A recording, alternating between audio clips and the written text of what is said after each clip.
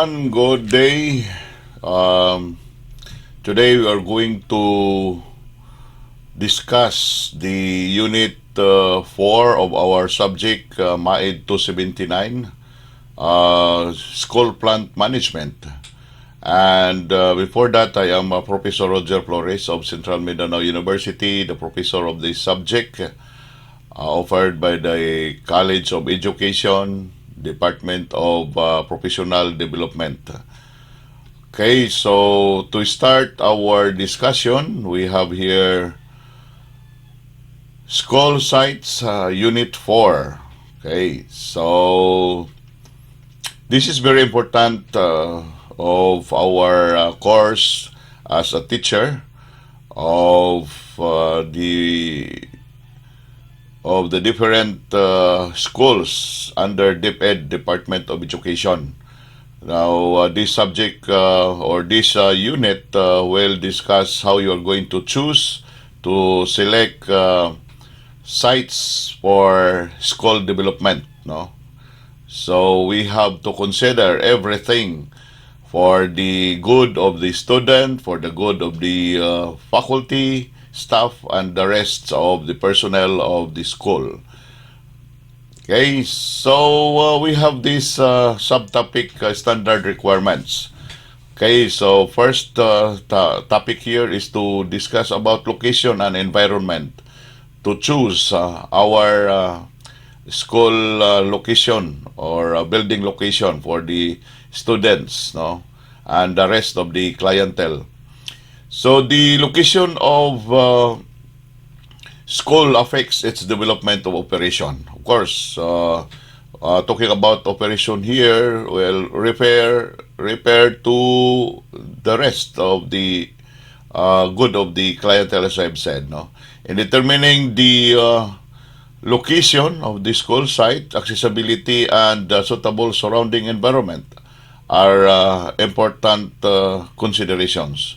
Okay, so suitable surrounding for the students, for the teachers, faculty, and even the staff of the school. At the same time, the accessibility also, no? So now, because we know that in our different schools in our country, in the Philippines, okay, some of it located in far areas, no, in barangays and so on and so forth. But of course, we should have to find a suitable location. At the same time, this strategic location for the student, no. Okay, so the identification of specific hazards that may affect the site is deemed necessary based on various geological and hydrometeorological hazards maps, no, or hazard maps prepared by national government agencies concerned for each site. Okay, so we should have to consider the geological and hydrometeorological hazard maps, because that is where we can find the suitability, the accessibility of the possible school sites. No. Now we have here we have also this PLGBC, or Philippine Green Building Council.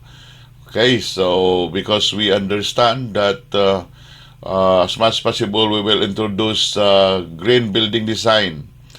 Okay, so we heard already some or several advantages of using this green building, no, design. Now, this Philippine Green Building Council recommends that in order to ensure a natural habitat in a school location or environment, school officials and administrators must protect and restore existing ecosystem in the school site. Okay, so say to it that we are going also to defend the environment at the same time, no? We should not damage our environment, our natural habitat.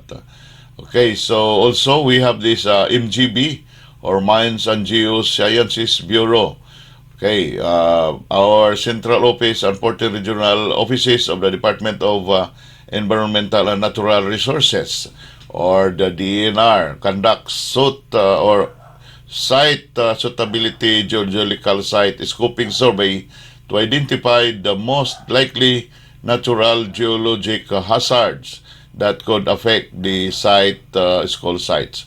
Okay, so that is why we should have also to consider the findings of the DNR.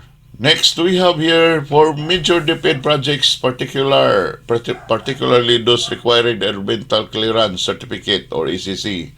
The conduct of engineering, geological, and geohazard assessment shall be undertaken. This is based on the Administrative Order 2000-28 of the DNR, which implemented this administrative order on March 2000, required subdivisions, housing, and all other land development and infrastructure projects to conduct an EGGA to address the possible negative impacts of geological hazards, to comprehensively address and mitigate the effects of the geologic hazards, no, on project sites proposed for development. The DepEd and the MGB DNR shall enter into a memorandum of agreement for the conduct of the EGGA. The memorandum of agreement shall stipulates the various undertakings that shall be done by the agreeing parties. Okay, so this is the content of the Administrative Order 2000-28. Number two, we have this design, safety, and standard. Okay, so school building and other structures must strictly follow the standard technical specifications, like the Building Code of the Philippines, series of 2005, the National Structural Code of the Philippines, and this National Structural Code of the Philippines 2001 has specified provisions for wind load and earthquake designs. So this is for the safety of our students. Then we should have to consider the different loads in the designing.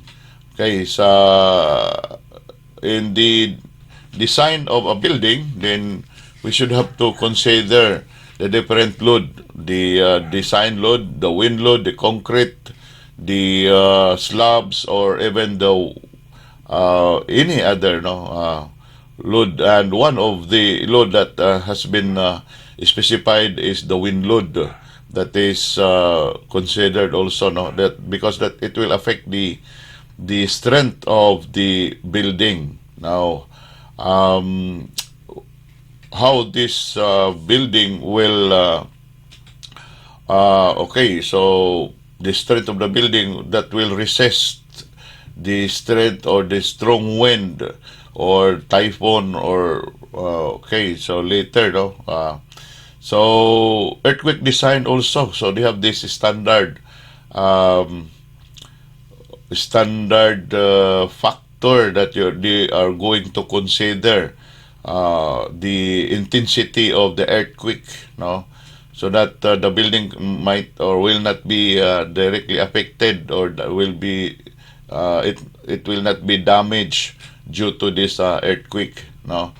The school site shall be well located near the center of the present and probable population to be served, no. So that is very important. The site location should be at the resident or population centered, no, or the center of the population. So as much as possible, it shall be some distance from the town or city in order to provide equal accommodations for outlying settlements. Okay, so we have different buildings, schools for the urban areas, at the same time for the rural areas. So that is or the town or the city, it should be considered also. It must have a suitable frontage on a public road, preferably on a quiet street and not shout or not shut in from the main highway by private property, nor from dense groves of tall trees. Okay, so we should have to consider also, as we mentioned a while ago, the accessibility. No, this is all about accessibility. So we should have the situate that it is fronting to the public road as much as possible, or on a quiet street also. So it should not be located in a very noisy area. So otherwise, the teachings classes will be affected, no, during the conduct of these classes, no, and also consider also the different locations from the dense groves of tall trees. Otherwise, it might not be safe to the students and the rest of the personnel of the school. No, there shall be no swamps and irrigation ditches around it. Okay, so as much as possible, go away with these swamps, river, lakes, and so on and so forth. Because it might attract the student to go on bathing, or it might be dangerous for them, no, for drowning. So that is another consideration. So when talking about accessibility, we have here number three. A school site must be easily accessible to the greatest number of pupils or students. Okay, so it intends to serve, no, the student that which this school intends to serve. So as much as possible, um, medyo so that the learning of the student will not be affected. No, so that is accessibility is very important. The maximum distance for a pupil or students to walk from a residence to school is to 2 to 3 kilometers. Okay, so while the maximum time from residence to school on board a public conveyance is 30 minutes. So these are some of the standard and ideal sites and location of our schools to be built, no? So, but with their, but it is sad to note that some of our schools, some of our, no, our schools, we cannot do about it, but build in those far areas in barangay, in the mountainous areas, no. We don't have any other way but to bring this school, this building to this education to our friends in that area. So likewise, the maximum distance of the drop-off point from the public transportation must be specified to aid the planning design of the structure. Okay, so that is all about accessibility. Another thing is topography. So the contour of the land shall be preferably level and have no irregular boundaries, or build and locate buildings on higher elevations of the site, and consider the following. Okay, so the contour or the elevation of our building should be also considered. So as much as possible, we should not build our school in the mountainous sites, no. So as much as possible, build in a level, no, level sites and locations. So we have considerations here. Number one, soil condition. Okay, so generally, an agricultural land with sandy loam soil is the best for school sites, as the topsoil is properly balanced to support vegetation and permit surface drainage without erosion. So I think that is very understood, no. Of course, later on, we should have to consider the topsoil quality of our the sites, because it might okay, it will balance the vegetation Um, and of course, the drainage without eroding these soils. Okay, for number two, we have this size. The size of a school site is determined by the level of education, the size of enrollment, the type of curriculum offered, and the location of the school. Okay, so example, whether urban or rural. So the size of the school site, the land area, okay. So the land area is considered because, of course, the student must have a comfortable situation or condition when having the lectures, okay, having the class lecture, no? So it should be determined by the level of education, whether it is elementary, secondary, or tertiary level, no? The size of enrollment also, the number of students that is expected to enroll, that will okay, so enroll the that school, and the type of curriculum that is offered, no? So we have several types of elementary curriculum, secondary curriculum, and the rest, no? So for example, for tertiary, if or the secondary, for example, if this is more on the um, uh, practical arts, or more on agricultural, as you know, the curriculum practical activities. So we should have to have the bigger size, or the bigger land area. Okay. So number three, we have this heat island. Amphibious surfaces such as concrete pavement, asphalted surfaces, etc., must be minimized. Okay, so this will affect the safety of the student, no?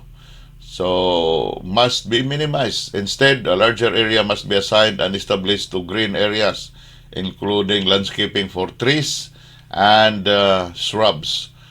Okay, so we have that as much as possible lang, no? Then we have here letter B, we have minimum standard requirements for school sites. Okay, these are the requirements that minimum. This is just a minimum requirement lang. So, but of course, you can also improve or have a additional or improve school sites. No, so we have here for the elementary school. Okay, these are some of the suggested, the minimum requirements. For the non-central school with one or two classes only, and no grade above grade 4. Okay, so meaning to say that elementary grade 1, 2, and 3, okay, or 4, then we just need maybe zero point 0.5 hectares, or we have this 5,000 square meter only. Okay, for central school with 6 classes and non-central school with 3 to 4 classes, then maybe it needs 1 hectare, no, land area requirement, or equivalent to 10,000 square meter. Schools with 7 to 9 classes, okay, 7 to 9 classes, then we need to have 2 hectares, no, or 20 square meter or more, of course. For schools with 10 to 12 classes, then it is specified to have a minimum land area requirement of 3 hectares. And the schools with more than 12 classes, then you need to have at least 4 hectares. Okay, so those are the requirements now for the elementary. So for rural areas, especially in a barangay, okay, so we need to have for the central school in barangay with 6 classes, with non-central school with 3 to 4 classes, then we need only zero point 0.5 hectares or half of the hectare, no? So 5,000 square meters. Then central schools with 7 to 10 classes. So we need to have 1 hectare and a half. Okay, so 15,000 square meter. Then the schools with more than 10 classes, then we have this 2 hectares. Okay, so again, these are just a minimum requirement. Okay, so especially for the rural areas that we have, no, in a barangay and rural areas anyway. For the urban areas, cities and the okay, so in our places in Bukidnon, we have two cities. So these are some of the requirements for the land area requirement. For central school with 6 classes, and non-central school with 6 to 10 classes, then we need to have 5,000 square meter as our minimum land area requirement. And schools with 11 to 12 or 11 to 20, sorry, 11 to 20 classes is school with more than 20 classes. Okay? So we have that 1 hectare, no? 1 hectares. Okay, so for the secondary, secondary rural areas, we have the general vocational. This is a type of our school, no? So we need to have 4 hectares. Okay, agricultural type of secondary school in the rural areas, then we need to have a minimum requirement of 5 hectares. Then if we have this fishery, okay, so for the fishery, add for projects, freshwater fish ponds, then you have more or less 4 hectares. Then freshwater fish ponds, 2 hectares, and the brackish water fish ponds, we have 4 hectares. Again, so those are the minimum requirements. Okay, for the urban areas, we have 500 students or less, 0.5 hectares or 5,000 square meter. 501 to 1,000 students, we need to have 1,000 or 1,000 students, we have 1 hectare.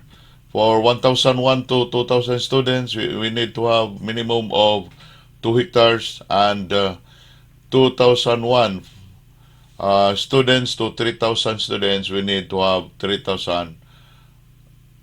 Okay, 3,000 students, we need to have 3 hectares. Okay, so those are the minimum requirements for the urban areas.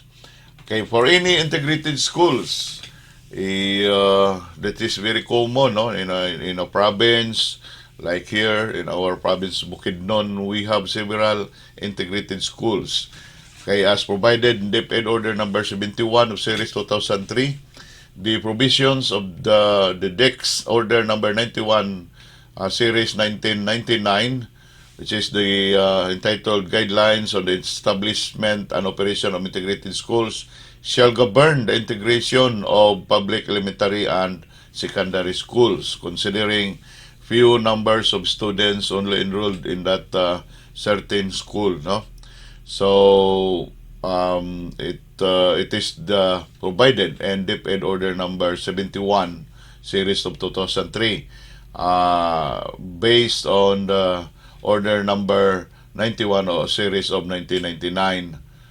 Okay, the said department order states that for both partial and full integrated schools, the elementary and secondary levels share a common site.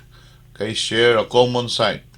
Then the school site in the rural areas shall at least be 1 hectare or 10,000 square meters, no, in size, and maybe less in urban areas. Okay, so of course it is very hard to find sites and location in an urban area, so it might be less than that of 1 hectare necessary for this integrated schools. Or we we have this miscellaneous provisions. According to DepEd Order number 71, Series 2003, and then and that of Order number 91, Series of 1999. Said Department Order states that for both partial and full integrated schools, the elementary and secondary level share a common sites also. No? Okay, so at least 1 hectares, maybe less in the urban areas. Okay, a school site may be acquired through any of the following methods. Either donations, either purchase, contract of use of rock, expropriations, barter, and etc. and other way to acquire the location and sites, the land necessary to build the schools. Okay, so we have these literacy modes of acquisition of school sites. Okay, so it has been mentioned that it could be through purchase, through donations, use of rock, and expropriations. So, and barter and any other way to acquire the land area for the building, the construction of the school. Okay, school building. So, number one here about purchase. No? This is the most reliable, stable, and non-controversial mode of acquisition. Of course, legally and peaceful acquiring or the in acquiring the land area. No? A school site may be acquired by direct purchase from the legal owner who voluntarily sells it on the agreed price. Okay. So, but there must be a specific element on buying or the acquisition of the land, no? So it should be direct purchase. Okay, direct purchase, meaning to say that there should be no middle person. Okay, from the legal owner. Otherwise, chaos problem later will be encountered, no? When it comes to ownership. So, legal owner should be negotiated, no? Voluntarily sells the area. Okay, so those are, and on agreed price. So those are some of the most important element in the purchase of the land area. The fund may be taken from the capital outlays of the Department of Education, okay, from the funds of the local school board, or from appropriations set aside by the local government unit. Okay, so I think that is very understood. The purchase must be evidenced by a deed of sale duly executed, notarized, and registered with the Register of Deeds. Okay, so this is very important to perform or to provide, no, that the purchase should be strongly provided with the deed of sale, no, duly executed according to the date. Okay, so date of the execution of the deed of sale is very important, and it should be notarized by any lawyer. Okay, public notary, no, and registered with the agency, the government agencies assigned to safeguard the state, the land, any private or individual or public land, no. So it should be registered in the Register of Deeds. Okay, so we have here.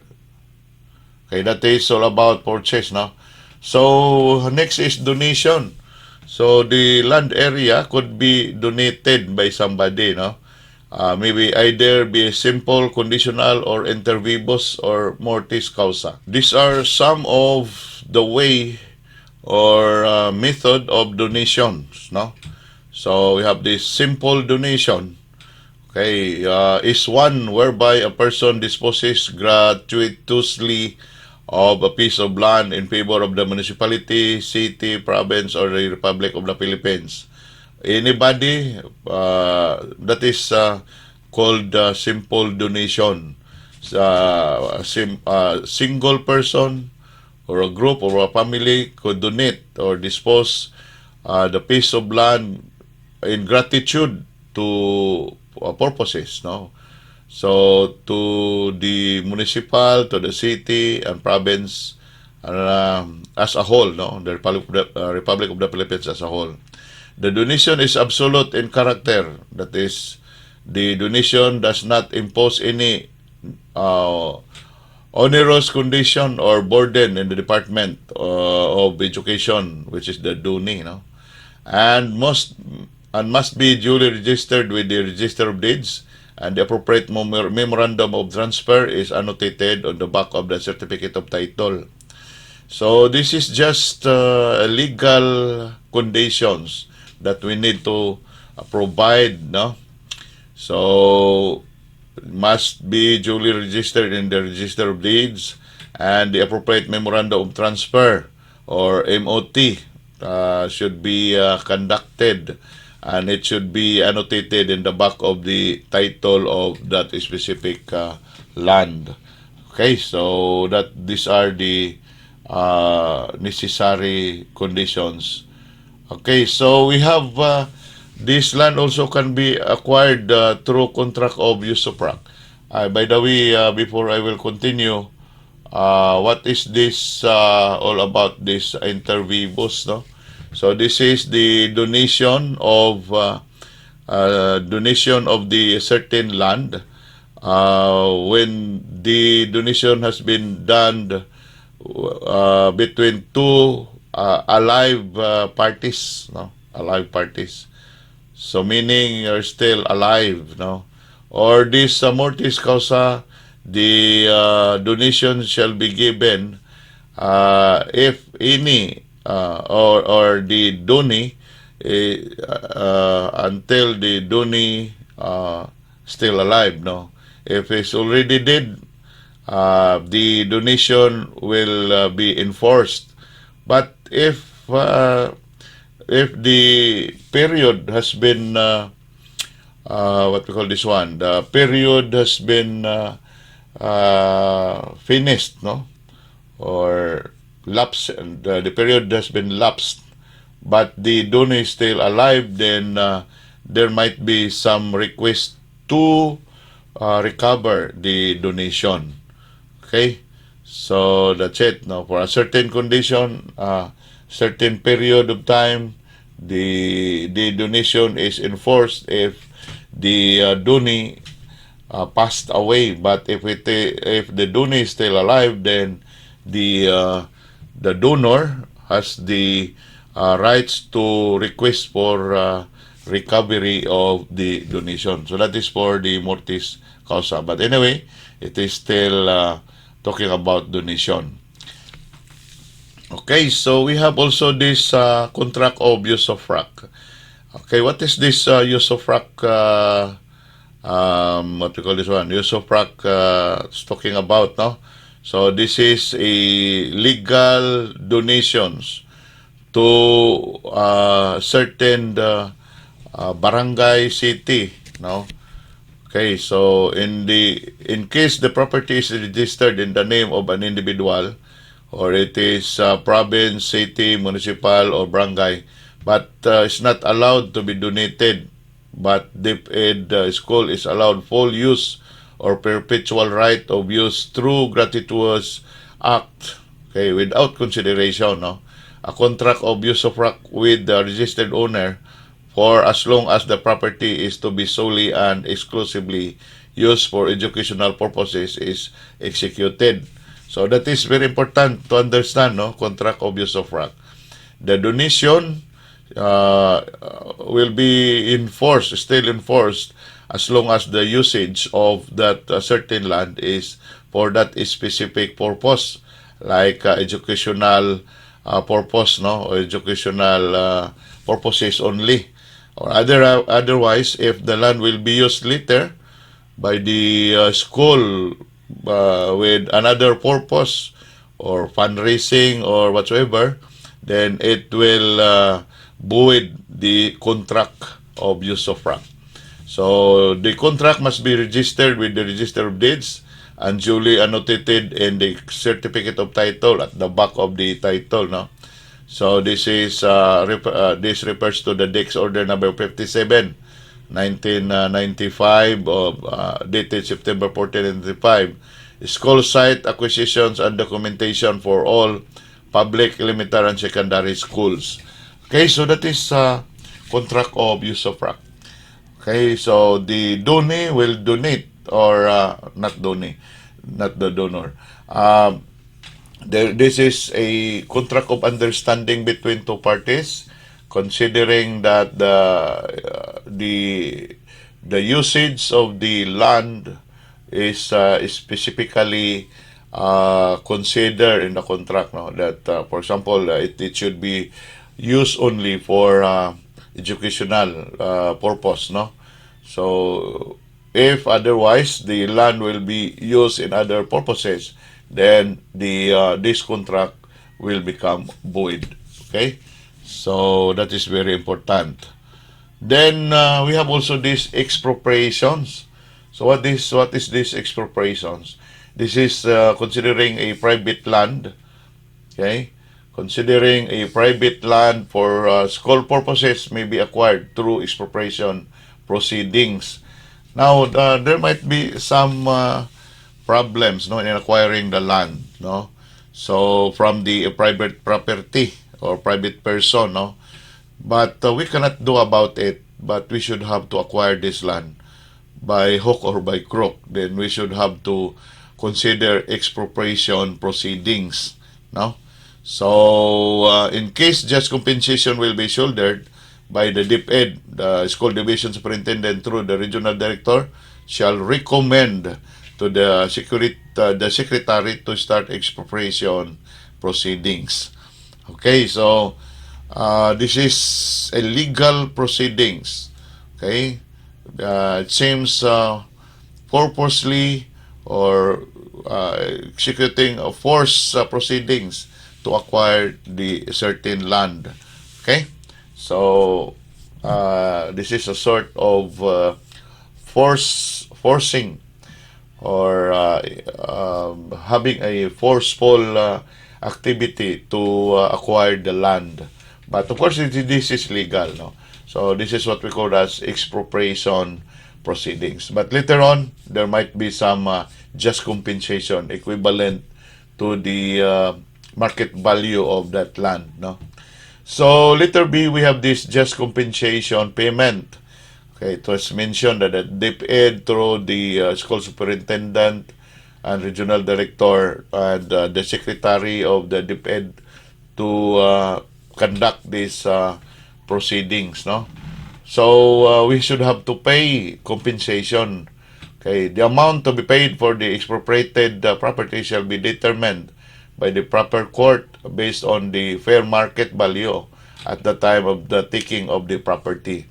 Okay, so there must be a compensation or payment equivalent to the actual market value of the property.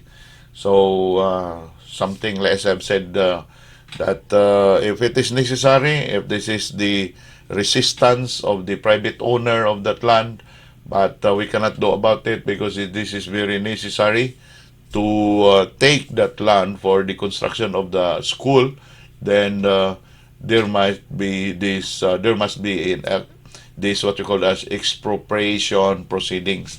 Of course, just compensation is legal also, or that is to have an equitable benefit for the owner of that land, no.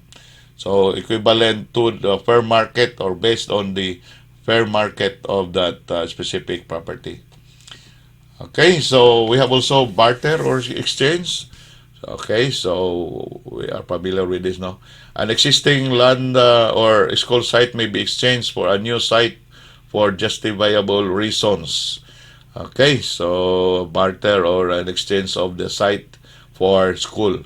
This may be resorted to with the school administrators exercising care and cautious or caution that in the exchange process the government or through DepEd will stand to gain and not to lose in the transaction, since the lots being exchanged may not be of the same size and or value. So the most important here is that there is no such term as losing in the side of the government or the DepEd, no? In the barter or in exchange of the lot area. So what are the requirements for this arrangement? Okay. So letter A resolution by the Sangguniang Panlalawigan, Panglungsod or Bayan authorizing the exchange or barter.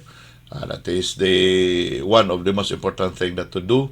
A statement of agreement from the owner of the lot proposed for exchange, which shall accompany the resolution.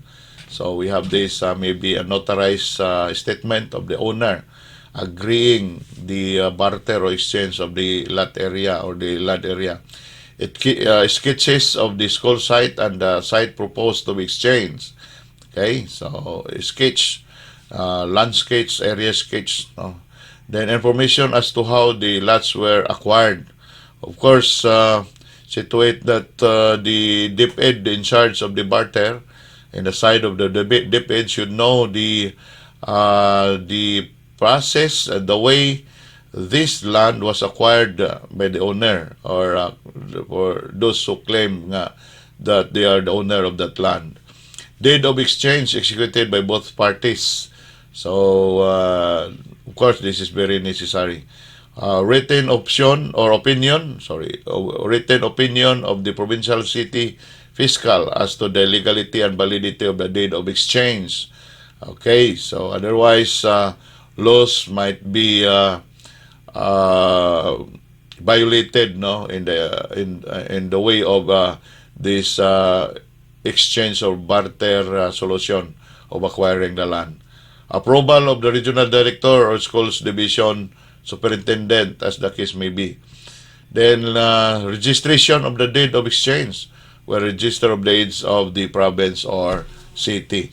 Of course, everything that you're going to do in acquisition of the certain land for school construction or building construction for schools, then it should be registered in the register of deeds. That is the only government agency given the authority to confirm and to certify through titles, no, that there is a the procedure having complied to acquire that certain land.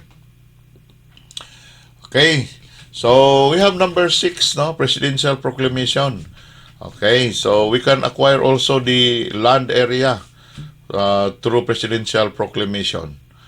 Okay, so we have here public lands declared as reservation areas, including ancestral lands, through a presidential proclamation are sometimes targeted as sites for educational purposes. No?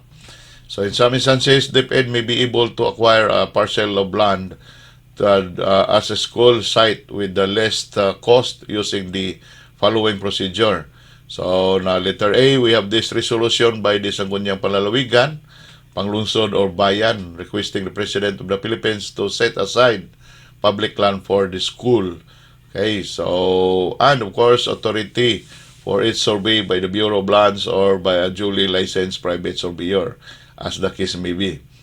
Letter B, a certification by the municipal provincial treasurer or by the DepEd accountant as to the availability of funds for the survey and mapping of the portion of the land intended for a school site. Otherwise, if the barangay, the municipality or the city agreed for the donations, the release of the public lands, then of course the DepEd should have to shoulder all the expenses, no, or the funds necessary to conduct a survey and mapping of this parcel of land. Okay, so a certification by the school division superintendent or the vocational school superintendent or administrator in case of vocational schools to be constructed. Okay. A report showing the average attendance in the school during the previous school year. The area of the land sought to be reserved. Okay, because the number of students in the previous school year may be considered why we are going to provide more areas for more school buildings. So, number of students in the previous school years may be a what do you call this one? A supporting documents to claim for an additional building. Okay, so number 7, we have this gratuitous conveyance, no? So, real property belonging to the government when needed for school purposes may be conveyed by way of gift, sale, lease, exchange, or as follows. In the case of real property belonging to the national government, the President of the Philippines is the competent authority to execute the proper conveyance. Okay, to release this parcel of land for this purpose. Concerning real property belongings to any province which is needed for school purposes, the Sangguniang Panlalawigan may authorize by resolution the provincial governor to execute conveyance. Such conveyance may be without consideration if the board so determines. Okay, real property belonging, okay, letter C, real property belonging to any city or municipality may be conveyed through a resolution of the Sangguniang Panlalawigan Bayan for purposes of panglunsod for school purposes to the national or local government without any consideration of the Sangguniang so determines. Okay, so this is, we have the another subtopics here, the perfection of the title. Title is very important in any land acquisition. Okay, so otherwise later on if the school might encounter problems in the ownership of the land. So that is why it is very necessary to have a perfect land title or acquire perfect land title, meaning to say very clear, no problem, no discrepancies later, no? Okay, so we have general procedure in acquiring the original certificate of title. Okay, a voluntary deed except will purporting to convey a registered land operates only as a contract between the parties and does not take effect as a conveyance unless deed is registered with the Register of Deeds. That is, I think, it's already clear, no? No new certificate of title will be entered in a pursuance of any voluntary deed unless the owner's duplicate certificate of title shall be presented to the Register of Deeds together. Okay, so that is very important that the title of the owner of the land should show present the land title to the Register of Deeds for annotation and any form of procedures legal procedures to acquire that land. Okay, and cancellation of the old title also will be done if the legal procedure has been complied. Letter C, if the land acquired is not registered under Public Act 496, otherwise known as the Land Registration Act, the deed or the Register of Deeds shall be registered in accordance, or the deed of donation, sale, or whatever shall be registered in accordance with Section 113 of Presidential Decree 1529, Property Registration Decree. Okay, so these are some of the options that you are going to do if there will be an absence of any other registration of the land. We have this step-by-step procedure in acquiring the original certificate of title. Step 1, we have survey of land and approval of plan. Okay, it might be done public institutes by the public institution or private surveyors. Step 2, filing of application for land registration in the regional trial court or RTC of the province or city where the land is located. Step 3, setting of date by the RTC of initial hearing. Of course,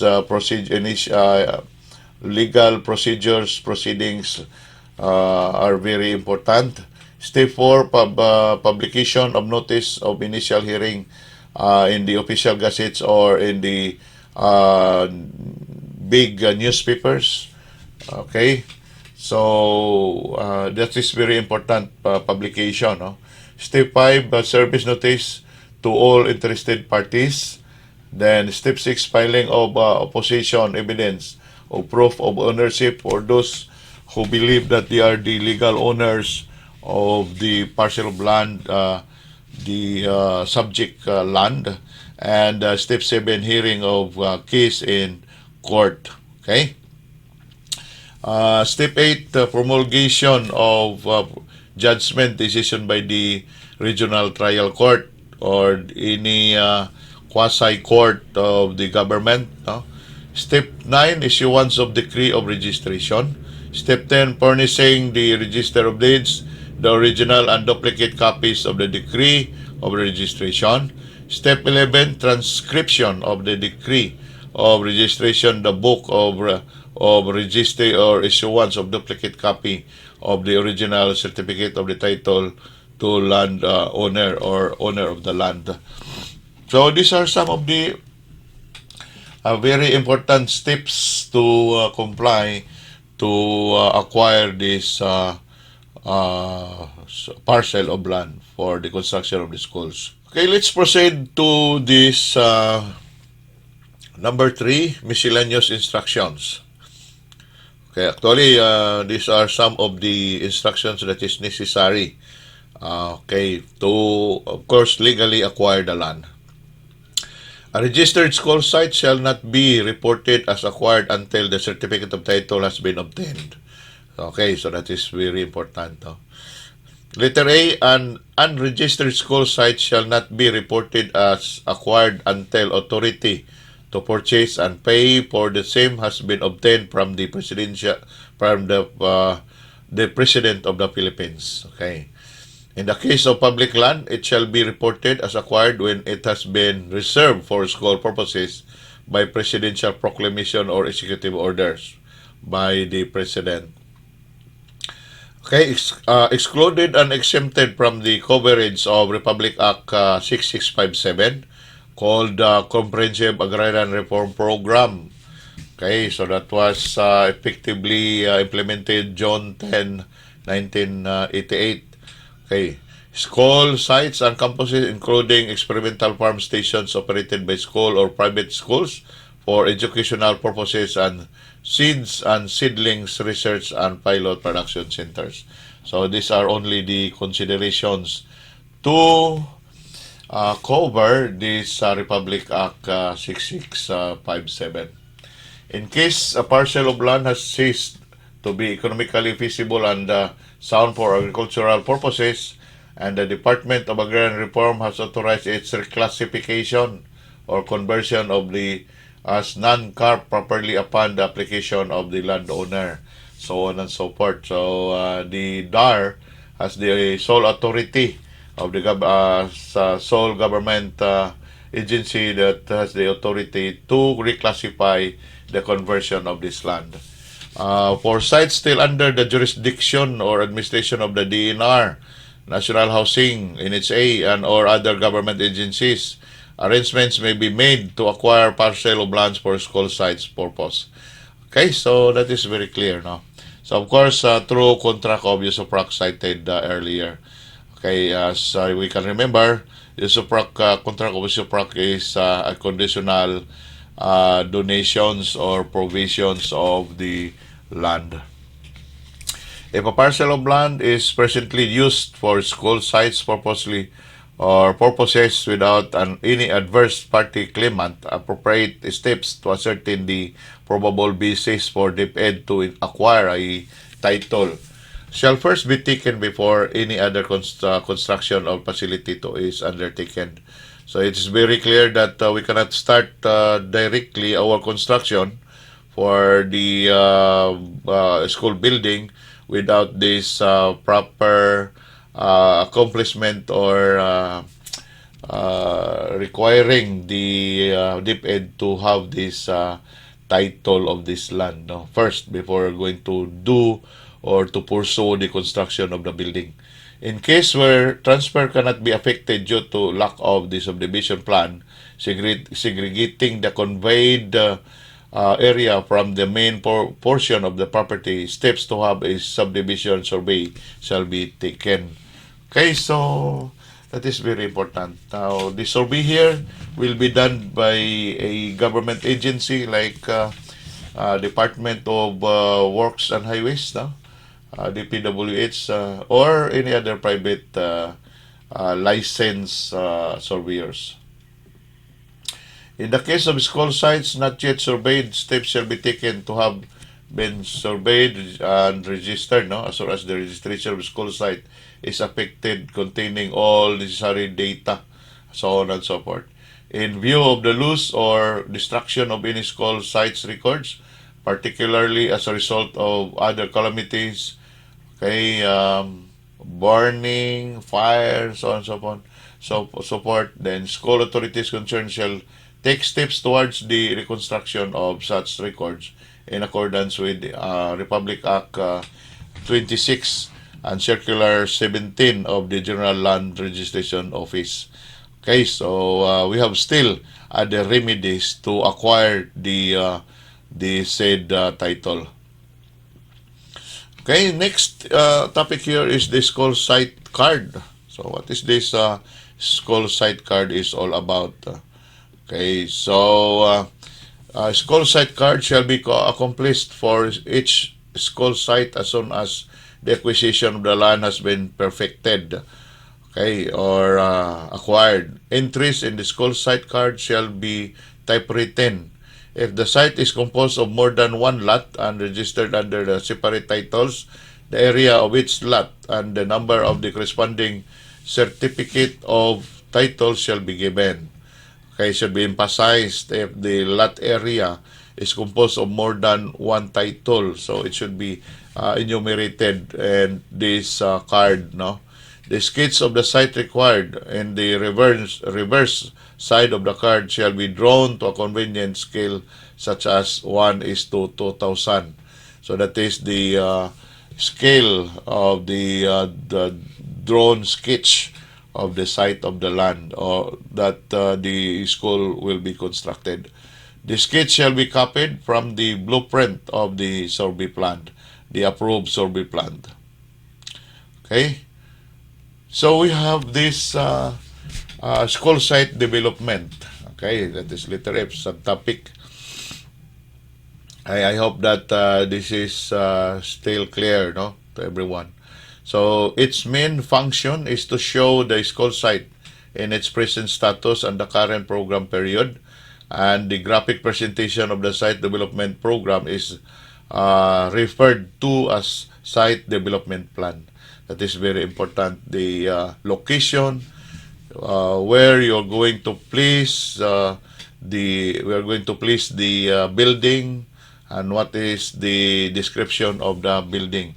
So this is a sort of placement. No, this is just an example. No, this is just an example. So site development plan of this school. Okay. So I hope that this is clearer to you, and this is the site development plan. Anyway, this is not drawn to scale, but this is the locations of the different buildings, and that supposedly will be built in this area, the land area. Okay. Principles of the preparation of the site development plan. All physical structures, buildings with similar functions shall be grouped together. Okay, so that is one. That is very important. Okay, so all offices will be built as much as possible as a certain group, no, of buildings. Schools will be grouped also. Laboratory buildings, so on and so forth. No? So allocate well-defined portions for specific purposes. Okay, so that is the land development use, no? Land use development. Okay, so that is very important. Then the layout of buildings and other structures. School buildings shall be oriented in accordance with the sun path or the east-west course of the sun during the day.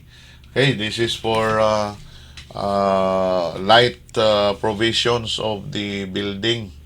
Okay, so that we'll be able to minimize the usage of the energy, the electrical energy, lightings, and so on and so forth. So as much as possible, we should have to utilize the normal or the lighting system, no? So that is one of the specific concern of the green building, no? To prevent the direct entity or entry of sunlight into the instructional spaces, buildings should be laid out along the east-west axis so that the windows have a north-south exposure. Okay, so I hope that you can imagine that one. No? So situate that the path of the, as much as possible, the path of the sun, it should be from east, of course, east west. So the building should be aligned east west path of the sun. Okay, so that is very important. So that the orientation of the building should follow this one to minimize high temperature and glaring and so on and so forth. Now, so that is on lighting system now. So direct entry of the sunlight might be prohibited. Okay. So east-west orientation is sufficient in as much as it allows adequate cross ventilation. Okay, so we should have to consider also the ventilation of the classroom.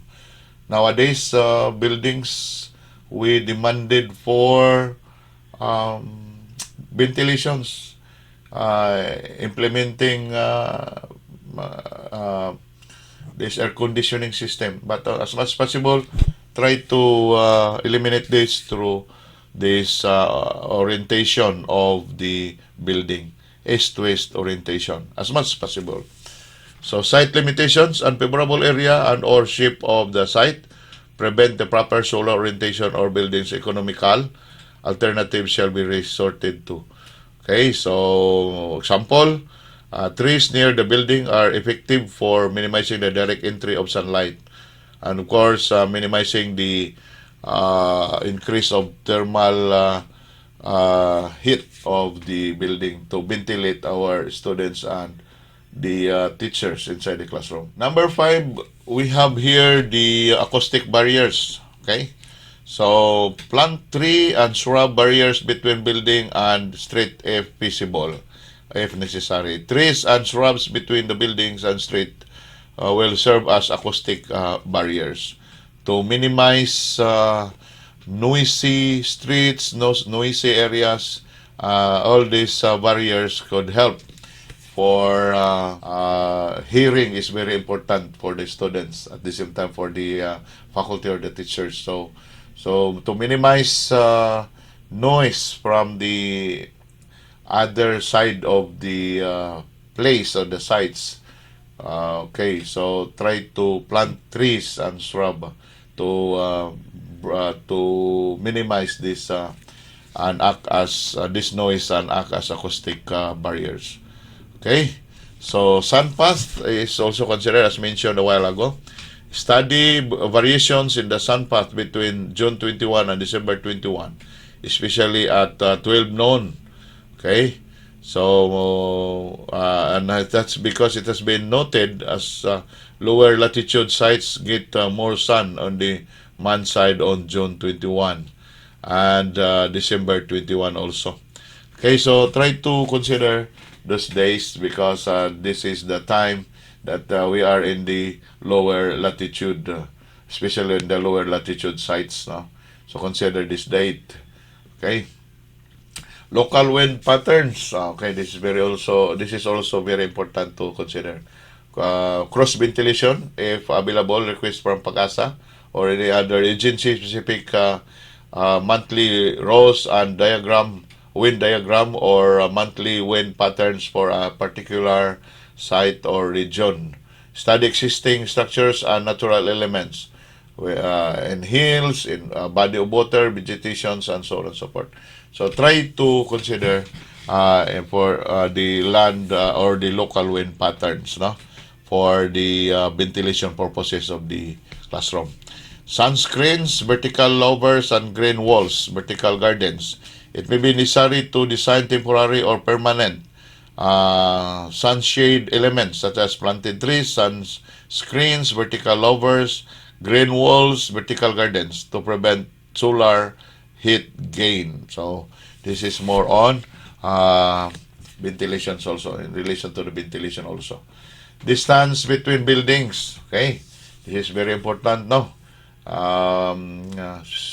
But of course, we cannot deny that some of school buildings recently were just we don't have any other spaces, no. So space here is very important also. Okay, so this distance between buildings shall be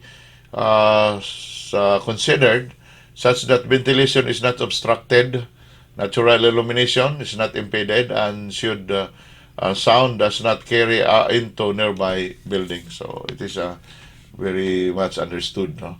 Minimum distance between buildings laid outside is 8 meters.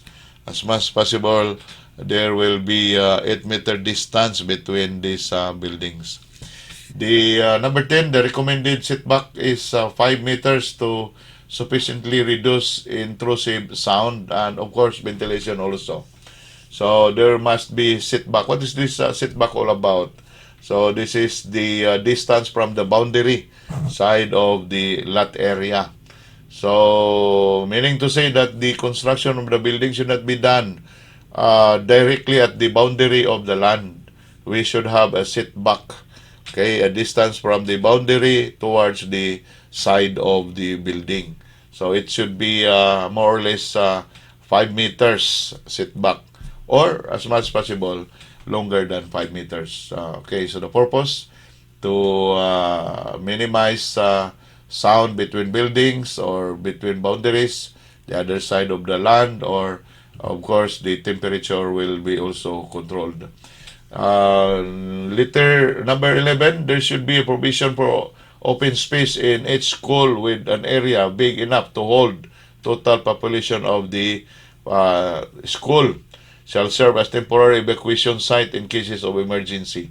Okay, so there should be an open area for the students and the rest of the clientele in the building for an emergency evacuation in case of fire, in case of earthquake, and any other emergencies, no? So that we these open areas will serve as the temporary evacuation area of the school. Next, letter G, we have the site development planning. No, so this is also very important, as we said. No, so what you are going to do to plan this site development, or or land use development. No, the purpose of the site development planning is to anticipate the future needs and development of the school, whether we like it or not. A few years from now, or few years from now, there will be an additional construction, additional buildings should be done, considering the number of students that will enroll in the school, no? So of course the future needs, laboratory buildings and the rest of the buildings that might help the clienteles, the students, to have a good performance in an academic performance. Okay, first is as one of the procedure to have this site development. No, so letter A, plan shall be drawn in a tracing paper. No, this time this is very important. Okay, so we have this 500 by 700 millimeter, or 0.5 or half of the meter by 0.75 meters. No, okay, or any white sheet of paper may temporarily be used. Okay, so it shall be drawn to scale. Okay, example, we have this 1:500 for sites of 2 hectares or less, and 1 is to 1,000 for more than 1 hectare lot area. So this is the suggested skill to draw the planned site. Okay, the following technical descriptions shall be indicated in the plan. We have bearings of the property line, distances between the corners and boundaries of the lot. So when we see bearing, this is the angle, the sites northeast, northwest, southeast, or southwest side bearing of the location. And of course, the distance between corners of the lot, no? So that is very important. And the boundaries of the lot. Okay. Okay, the direction of the north. Okay, talking about the plan, no? Show the direction of the north. So we have the north pointing symbol. So that this will be our reference, the position of the lot area, no? Relative position of existing features in the site, such as creeks, if there is a creek, river, so on and so forth, no? Or large trees, etc., which shall be allowed to remain for a longer time. The relative literacy, relative positions, and description of existing buildings and structures. Okay, so what are those existing buildings and structures of the site? So try to show also the relative positions between these two. Okay, relative position of existing circulation elements and hazardous areas. No, so this is very important to determine the hazards and the safety in consideration of the safety of the students and the teachers. Open spaces as temporary evacuation sites also. Letter A, contour lines if possible, so that we will know if the area is a sort of a hill or mountainous area, no, so that we should know the how you are going to do in leveling that area, because that is considered, and it should be considered also. The present and future needs of the school in terms of school buildings, classrooms. So these are some in preparation of this site plan. Okay, so existing structures such as buildings, walk, playground, etc. shall be clearly shown in the solid lines and the proposed structures drawn in a broken lines. Okay, so if the structure is still a proposal, the placement of this building is just a proposal, then try to make a broken lines. And if we have this existing building, okay, walk, playground, etc., and any other facilities of the school, then try to draw it in a what we call as the solid lines, no? If the bottom of the plan is a title block bearing the following information, okay, so at the bottom, no, of the plan should have this information: name and address of the school, the official who prepared the plan, okay, names and signatures of recommending and approving official, and the date of operation. So below here is just an example, no? This is just an example of the title block below the plan, the drawn plan, no? This is some things to remember in the preparation of this plan. The plan shall be prepared in 2 to 3 copies: school copy, district office copy, and the division office copy. No changes in or deviation from the plan as originally approved shall be made without the approval of the school's division superintendent. So that is very important, guys. No? So number 2, plotting the school sites. Okay, these are the things that we are going to provide and perform, no? In plotting the school site for its development plan. The following are required: technical descriptions of the lot per survey or title. So technical descriptions includes the bearing, the degree, the bearing, the angles, being north as our reference or being south as our reference, no? So the description, no, the technical descriptions, the number of points, corners of the lot, no.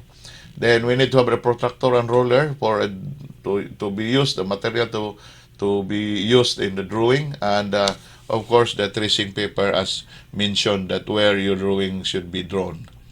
Okay, step one, start with property line. This property line is the boundary, no, property between these lots, the subject lot and the boundary, the lot beside this subject lot, no. So draw a horizontal and vertical axis with its center being marked corner 1. Okay, so on and so forth, no? Taking into consideration the position of the north and the south. Position the midpoint of the protractor on the point of intersection north-south axis and west-east axis. So try to plot, no, as shown in this figure here. This is the protractor and this is your roller. Considering the northeast, northwest, southeast, and southwest location of our building. So somewhere along the drawn line lies corner 2. Okay, to plot corner 2, use an appropriate scale to mark the distance corner 1, 2, no? So if for example this we have here the corner 2 here, then try to have this distance. It should be scaled. Okay? So dapat we are going to scale our drawing. Then plot properly line 2, 3, same procedure as followed in plotting corners 2, 3 and 1, 2 and so on and so forth, and the rest of the sides, no. Plot as scaled existing structures and important amenities using solid lines and proposed structures. Okay, so next let us talk about zoning, no. School zone, school site zoning. So that is number 3. Visual zone, by defining the areas with base project, the aesthetic appearance of the school. We have to consider lawns, the flowers, the flower gardens, flower beds, assembly area, rain gardens or bio wells, physical zone and functional zone of the building. Letter H, external areas in the school. This is the areas necessary in the side of the school, no. So agricultural area, so we have that, no. Shall be allocated an area based on a minimum standard of 40 square meters of space per pupil. Okay, so consider this one. If how many students um, possibly enrolled the school, then try to consider this 40 square meter per student. That is for agricultural area. Okay, for gardens, gardening, and so on and so forth. The total area to include individual and communal plots, footpaths between plots, and spaces for a garden house and a plant nursery. Okay. Then we have here playground area. So minimum standard of 6 square meters of space per pupil or per student. No? So 6 square meters. So that is the standard minimum. Of course, you can do bigger than that, but that is just the minimum. The playground shall be located in the safe and sanitary area of the school site for the playground. Circulation areas consist of the main walk, the footpaths, and the driveway, which are intended to facilitate movement within the school site. Okay, so this is considered also the pathways, no, the pathways or footpaths. Okay, and any other driveways, no, especially if it is in the urban areas that we are expecting more cars and vehicles that will get inside the perimeter of or the area, the school sites, no. Athletic fields also, that is we have to consider this one. So standard oval track with a distance of 400 meters. So that is also considered the oval track. We need to have 400 meters now. So we have a baseball diamond with sides measuring 27.4 meters long. That is the standard baseball diamond Okay. Softball diamond. Yeah, for the softball, for maybe for the ladies, no? So, for girls with size measuring 18.2, this is smaller than the baseball diamond. Football, soccer football. Okay, so we have this 90 by 120 meters. Okay, so or 45 with 90 meters wide, no? So that is those are some of the minimum requirements for athletic field.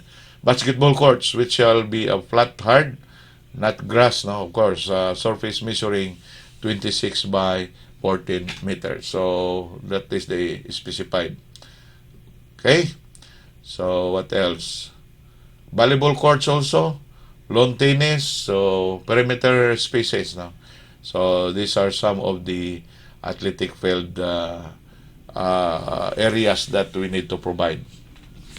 School site beautification, it is considered that the aesthetic effect of improved grounds and grounds adds much to the socializing value of school premises, exerts influence upon the community, and is the first feature noted by the visitors. So that is very understood that we have to have a landscaping and school beautification. So consider the area also to be developed later for beautifications. That is the first thing that the visitors might be observing. No?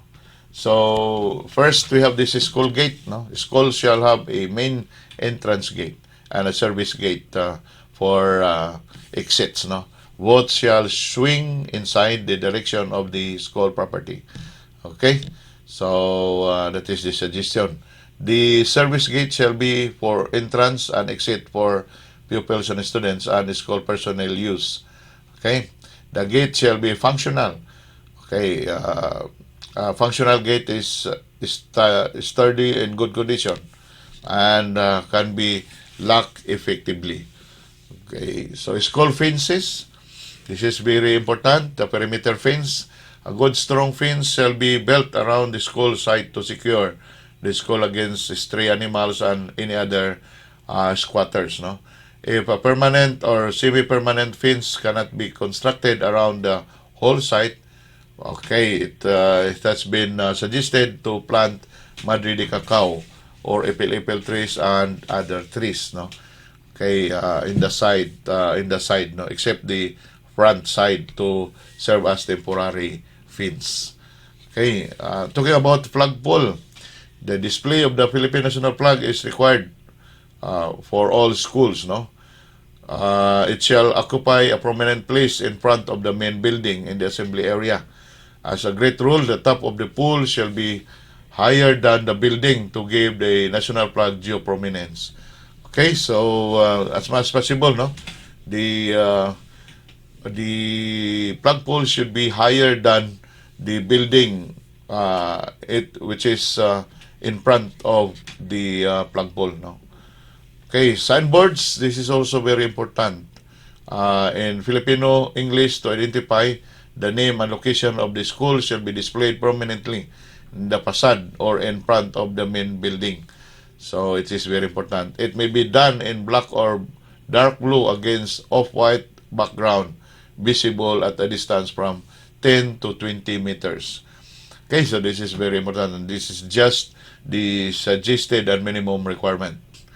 Then planting plan. Okay, shall provide a master guide or pattern for planting to be done. Okay, so letter I, evacuation areas. Okay, this is also necessary in the planning of the construction of a building.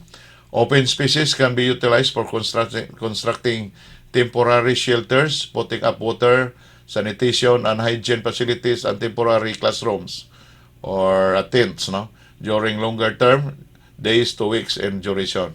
Evacuation of residents from the community during major calamities and disasters.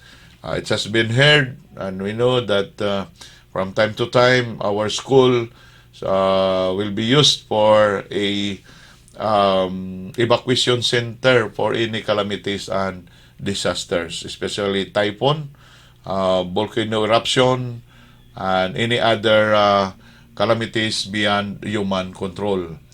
Okay, letter J, special projects. So from time to time, special projects are undertaken by the schools in line with the socioeconomic programs of the government, such as KSS or Kilusang Sariling Sikap, Food Production Clean and Green, School Orchard, Mini Forest, Herbal Garden, SHGP, ALS activities, etc., so on and so forth. So try to provide this area.